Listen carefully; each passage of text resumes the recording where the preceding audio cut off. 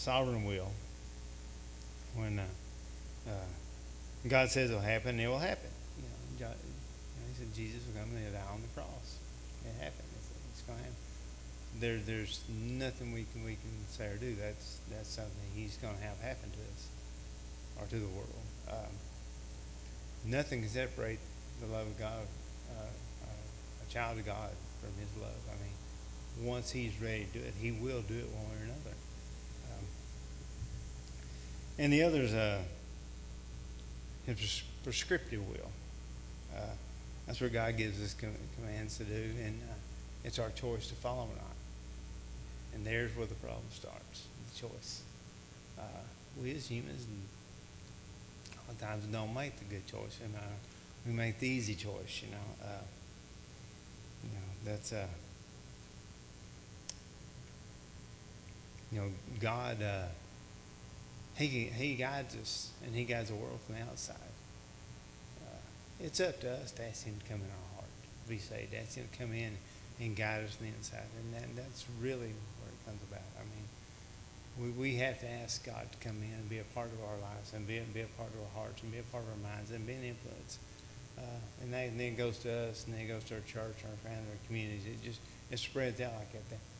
But we have to start with ourselves. We have to ask Him to come be a guide to us.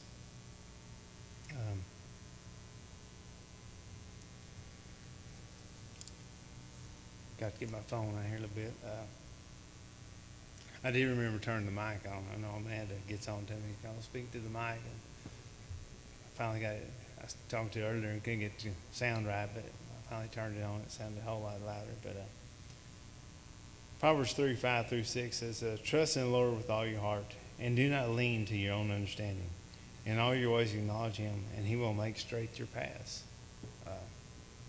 And He will. I mean, we just ask Him to come in our hearts and be involved. He will make things right. I know for a fact that I said, all my life I can testify that many times over. But as humans, sometimes, we want, I call it the Burger King way. And we want it our way. We'll ask Him, say, okay, we'll take some salvation, but can you go easy on that, or consequences for our sins and stuff? I mean, we don't want to hold up that. We want things, we want the nice and good way of going about it, and not have to deal with a lot of the bad in it. Okay. And like I say, right now, luckily nobody's getting upset. Hopefully everybody's listening to me, but I don't want y'all throwing things at me because I'm talking to y'all. But when I prepare a message, a lot of times I prepare what's going on in my life. I mean, I usually start somewhere and wind up changing 2 or 3 times over and come back to what God wants to deliver. This time, I stayed with the same message, just how I got here.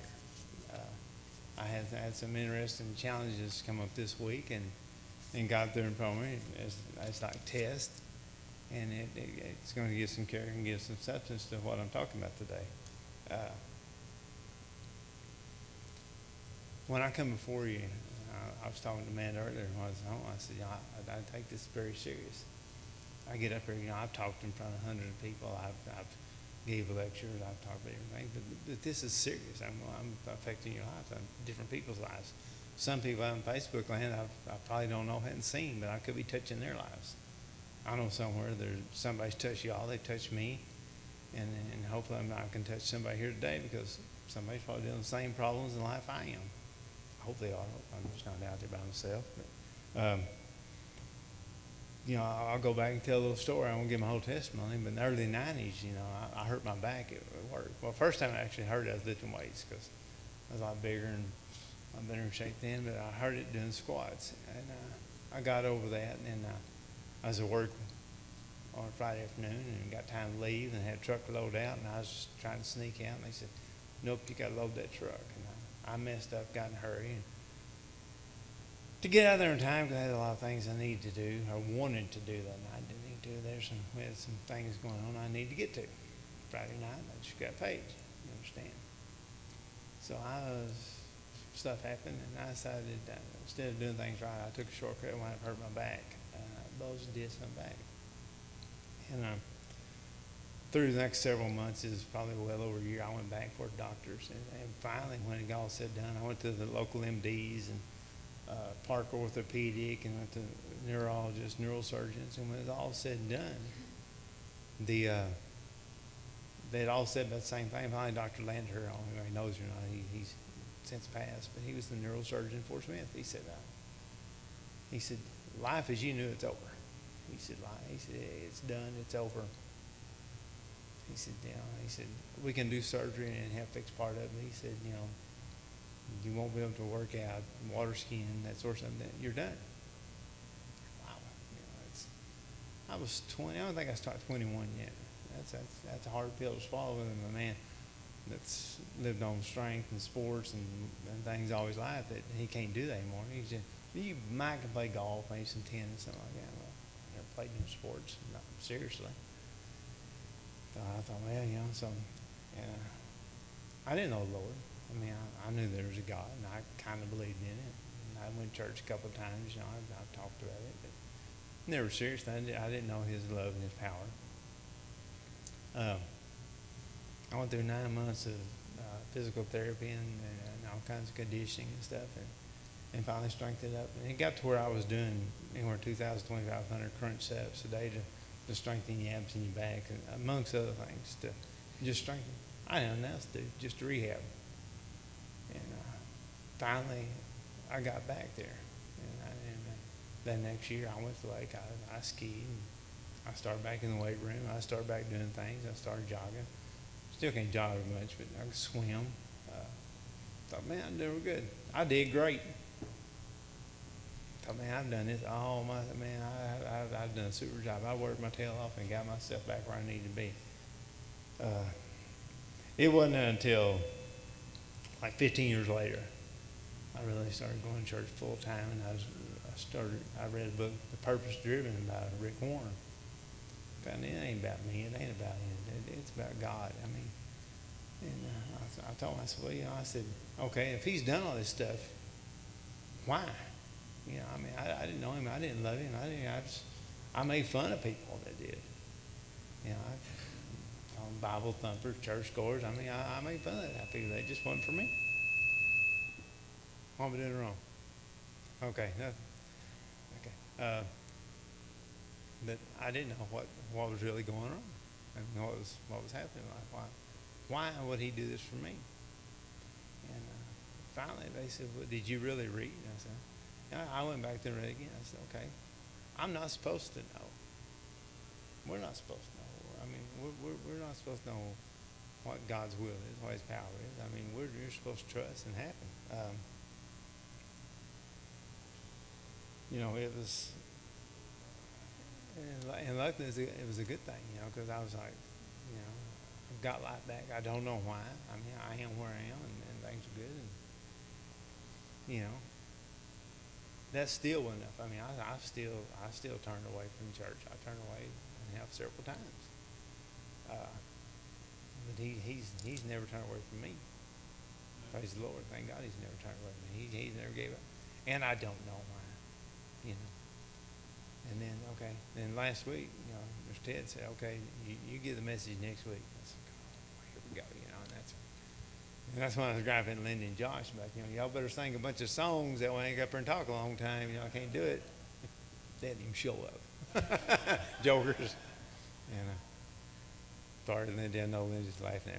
I did hear Lindy hurt a leg, so we need to pray for her later, but hopefully she's healing up and sickness goes away and they can come back, because we do miss them. We miss everybody, but I do miss the singing. I even actually thought about clapping my hands back there a while ago. I didn't. I just tapped my britches instead. So, but anyhow, back to the little story.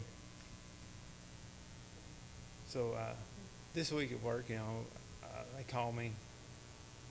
We've got, I had a hot water tank bus, 100-gallon hot water tank bus. Got a new maintenance guy. He's never installed one. I thought, I really don't miss this. I said, I'll call a plumber and see what kind of quote I can get on that. Then our air conditioner goes out. I said, I've got too much going on. Things to do here. Things get ready for on weekend. I can't be involved in all this. I had a family come in, had some complaints, and I deal with that. push off nerves and stuff like that. I take them to the room. We're talking with their loved one. I'm trying to figure out what's going to make sure we get this resolved, you know. Office manager come in. She said, Arliss, I need to talk to you. I said, just a minute. I'll be done here. She said, no, this is important. I need to talk to you. I said, this is important. You know, I'm getting aggravated. Like, leave me alone. She said, okay, but they know the state's in the building. You know, that's her license. And not only license the building, you know, they find something bad, they control my license too. Like, okay. They said, well, if you need to go, go. I said, no, ma'am. That's right now. We resolve this first, and I'll go there. And we talked and assured that we would work out the problems we was having and fix them, and did. And went out there, which, you know, I had a state audit, and you know, don't ask what else goes on. You know, but I've already asked it once, but I think, okay, this is probably about as worse as it can get you. You know. Well, they get here. They're going through and checking. They're asking about things, you know, and they haven't been here in 3 years. So not only am I having to answer questions about the 10 months I've been in charge, I've got to answer things happening while I wasn't even around, or try to. So I thought, man, I asked a question. Man, this can't get any worse. Well, yeah. They come to pump out our grease pits, and part of it fell off, collapsed on them. Man, oh man. But, all right, here we go. So I thought, well, I'm not going to have time this week to get my sermon ready. There's just no way. But then I thought, you know, there's no way I can't. You know, all that's happened in my life, all he's done for me, there's no way I can turn my back on this. I mean, you know, Titus 2:7 says, show yourself to be in moral good works, and your teaching will show integrity and dignity. There's no way I can turn from this. I've got to. He helped me. You know, I've got to come to him, and I've got to pray, and I've got to get down, humble myself, and he's got to help me through this again and get it. And that's what we did. We worked through all that, you know, and then they finally exited on Thursday, you know, and we had a real good survey, and it went well, and everything got resolved. And they're like, well, you're probably going to take off Friday. I said, you kidding? Ain't the Friday be these damn work? Everything's done, everything's caught up. I said, I'm going to come in here and just enjoy life for once. So, and then went through it, and then I had a friend of mine call me that does my hay. He's like, you need to come down. We've you know, I know you get hay from me, and we're running low. He said, people drive me crazy. If you want anything, you better get this weekend. I was like, you know, I told y'all before, you know, I love to ski. You know, I want to go to the lake. You know, how am I going to get all this stuff done and go to the lake, you know, and I've got a sermon still get ready for it. I've done part of it, but I'm not quite done. And, friends call me, you know, they change their mind, they're going down. So a lot of people I know is going to the lake. And,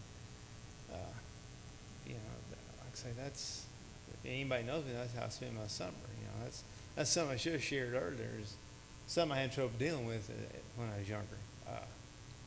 I was a very good water skier, and I just brag on me, other people brag on me. I was told that I should have went pro. And didn't, because I was scared and didn't have confidence in myself, and just never tried it. But, I mean, I love to water ski. I mean, that's one thing that I thought, you know, that life had took away from me, the ability to ski. And that's one of the hardest things I had to deal with. I mean, after I got hurt, I went to the lake twice that next summer. Couldn't even ride the boat. The pain was so unbearable of just the bouncing. I couldn't handle it. Didn't even go to the lake for over a year.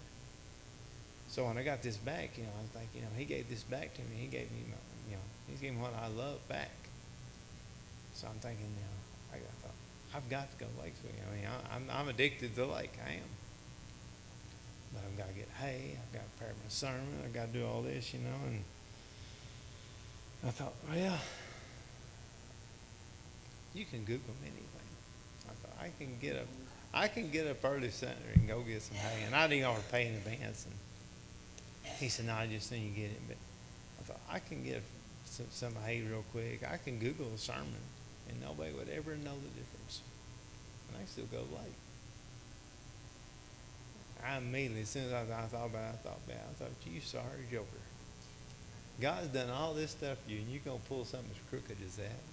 But, you know, like I said, I don't know why he's done all he's done for me, but I know it's not so I can lie to him and lie to the church and think I can go to the lake and make things happy for myself and me be happy. You know, my job is to do what he wants. That's why he's done all this for me, is to do what he wants and help other people and make him happy. And so, and you know, I miss just to be able to spread his word. I mean, that's what the main thing I can do for him.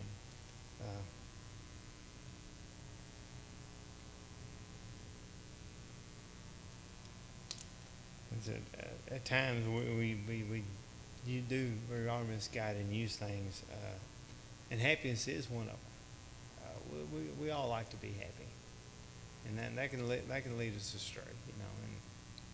And just because we're happy doesn't make everything right, you know. Like I say, I could have lied to you back. I went to the lake. I could have went down there and had a good time and Googled somebody and read it to you, and probably been all right, but I wouldn't have been right. I wouldn't have felt right inside. I know he wouldn't have felt right with me. And one thing I have learned most of the time the hard way, he doesn't have the right to give you anything. He has the love and grace to give you stuff. He can give you, but he has every right to take it away, and he will. So, you know, living right, living his will, and because, you know, we got the prescriptive will of God. We also got the sovereign will of God. I mean, if you don't do what's right, he's going to make you do what's right. You ask John about that. I mean, and I don't want to go that route. I just sing the will right and make it easier. You know. And when it's all said and done, I mean, I can tell you, I slept good last night. You know, if I had lied and cheated, misled, I mean, I probably slept good last night. And I've been up here talking about been trying to hide everything, you know. But I can say that I try to feel God's will. Well, a few times I can, because there's lots of times I do try to stray from it. But getting back to what I was talking about the happiness. I mean, I remember years and years ago I was working at PSC then, and I was just starting to go to church and learn on. And this woman came to me. She said, "I need to talk to you." I said, "Okay, what you got?" And she's like, "You're going to church. You understand. You've taught people about God and Lord and His love." I said, "Yes, ma'am, I have." I said, she said, "Well," she said, "I've got a problem." She said, "You know," she says, "You know," and we all knew she was seeing this other guy, and she's married. She said, "Do you think it's right?" I said, "No, it's not." She said, "Well, you know, you don't know my husband. My husband, you know, he beats me, and he kids, he won't work, he drinks, he does drugs." She said, "You know, I'm happy in this other situation, so I think this is God's way. That's the way I need to go." I said, "No, ma'am, that's not God's way." I said, that's your way of covering it up." I said, "I really can't tell you what exactly you need to do and how you need to handle this." I said, "I'm not that far advanced." I said, "I have trouble controlling my own life, but," I said, "I can tell you it's not God's will to cheat on your husband and run around." I said, "You know," and I wasn't strong enough in prayer and knowledge to really help her then. But, you know, I still remember sticking to me is that I need to, you know, people come to you like that, you need to be able to help them. You need to be able to talk to them. And I wasn't. I mean, I was talking the talk, but I wasn't walking the walk. I mean, I was in God's will for me, but I mean, I still wasn't trying to carry it on out there and get people involved and build His church and spread His word. And, you know, this is I'm leading into what happened earlier this weekend when I went to get the hay. This is another thing come up. The guy that was loading hay, he said, "Arliss," he said, he said, "I'm going to load up here at about 10 o'clock and I'm leaving." I said, "Wait a minute." I said, "You're just going to leave?" He said, "Yeah." He said, "I've got to get out here. I've got a rake bale today. We've got a chance to rain tomorrow morning. I can't let it get wet." I said, "Okay." I'm thinking, well, back to the lake, you know. But I said, "Okay." I said, "Well," I said, "You know," I said, "I really need to get this up." And I knew if I went down there, I wouldn't spend time when I got home on the Word. I said, you know, something else to do. He said, "Well, can you come in the morning?" I said, "No, late." I said, "I can't because," I said, I've got to go to church in the morning. And I said, I'm actually going to be preaching. I'm going to be sharing the word of God. You should have seen him look at me. He said, you're what? I mean, these are people that knew me in the past. I mean, they don't know. And this other guy's named Mark Foster. He was sitting there, and I grew up. My grandma and his mom lived beside us. He knew me. He said, did you say you're going to church and preaching? I said, yeah. He said, whoa, what kind of church is that? I mean, because this is really getting to them. They're like, they just couldn't believe this. I told them about us. And I didn't invite them. I just kind of told them about it. Selfish. Because one thing, I like a small audience. It's less nerve-wracking and wrong, but I didn't. But anyhow, Lee couldn't get over it. He said, I just can't believe you're doing it. He said, I'm going to help you out. He said, I'm going down there. He said, what kind of tractor you got at the house? I said, well, I got no massive. I said, it's broke. I said, I have to hand unload. It's going to take me a while to get back. I got to unload these by hand. He said, well, if I leave my tractor, he said, can you load your own? I said, if I can unload, I can load. It's no problem, especially with a tractor. He said, with all you're doing, he said, I'm going to try you out. He said, I'll go ahead and let you get your hay. And he said, I'm going to do that if you'll do it and take care of yourself. I said, sure. So I got to get my hay and get it out of there. And I got to get back home and study and revisit my sermon and talk about it.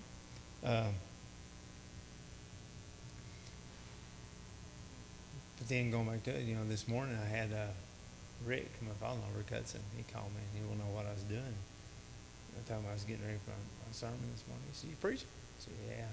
He said, when did you come by there? I said, no. I said, don't. I told him, I said, I like a small audience. I said, and water being out, I said, probably just a few people. I said, I can probably handle this a lot better. Don't be so nervous. So I'm throwing this out here. Where I'm going at is I know I did wrong, and I apologize for it. And next time that I talk, I'm going to let them know so they want to come.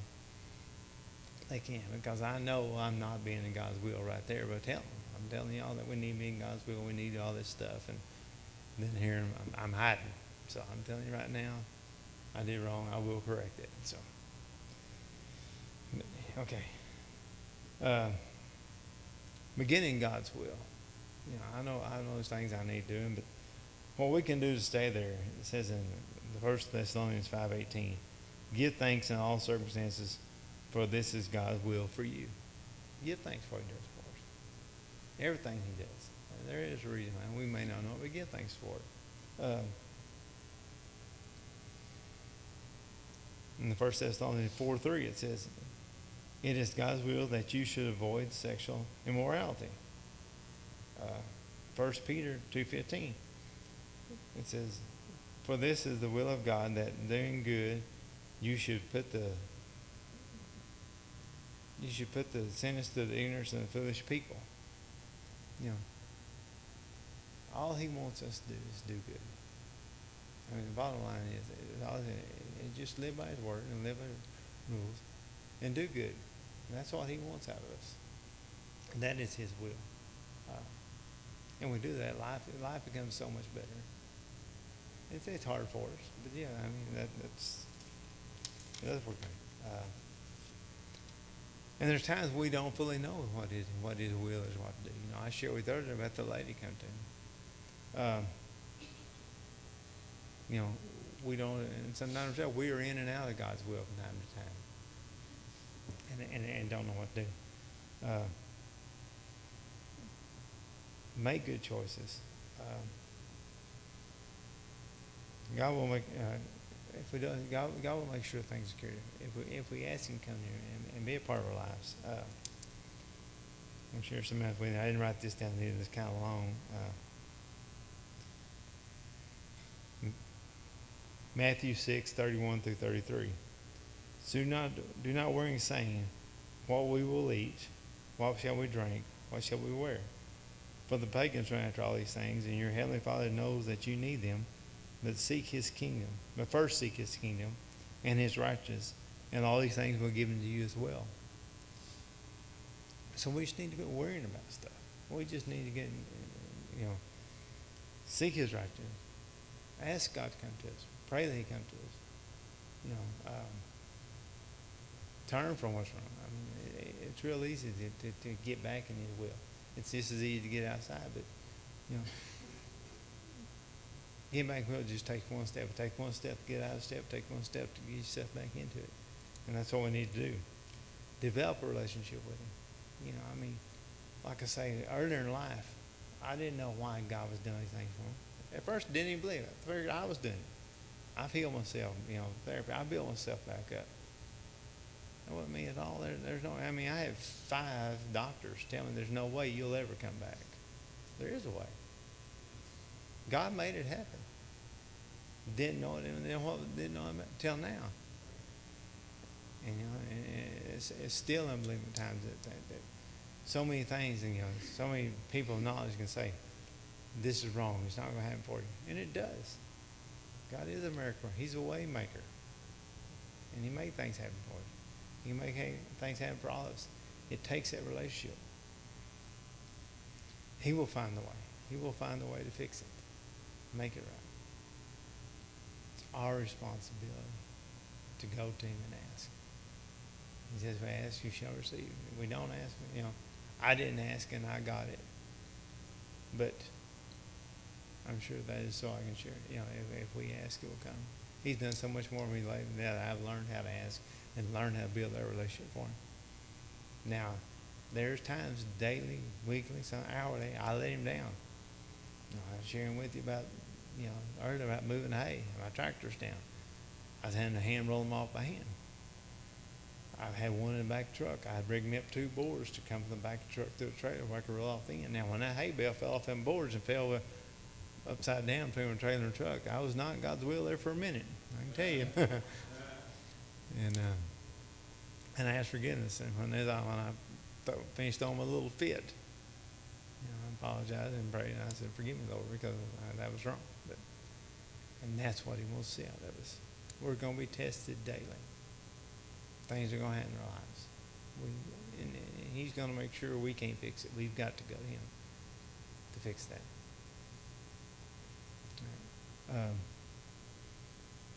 I don't want to close right now.